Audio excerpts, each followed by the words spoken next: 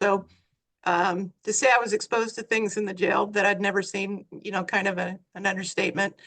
Um, but what I loved about it was the pace of it, and seeing things that were different. We have right now we're doing tours of our jails for people who might be interested in the job, but we want to demystify it exactly like you're saying for women in particular. So we take people there and we have people apply right away as soon as they see it because it's very different than what people expect. Um, I liked talking to people who got booked into custody.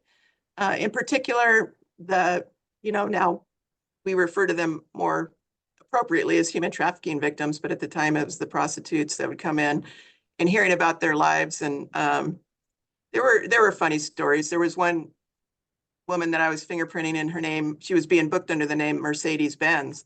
And I said, "How'd you get that name?" She goes, "That's the car that was driving by when I got arrested." So that's what I told them. But I mean, just things like that and hearing about, just sort of understanding them and seeing, we had some people who came in, frankly, for horrific things.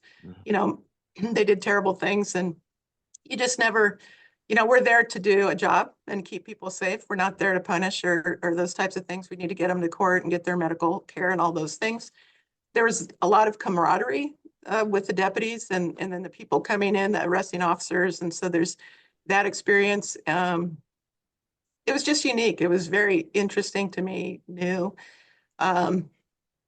It's not really gritty like people expect. It's a clean environment where people are basically housed while they go through the justice system process.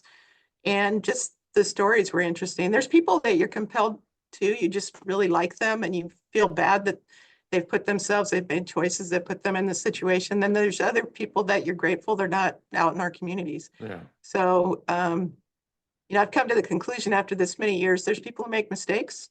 And then there's also true evil in the world. So, you kind of differentiate between the two and you understand human nature a lot more once you go through that.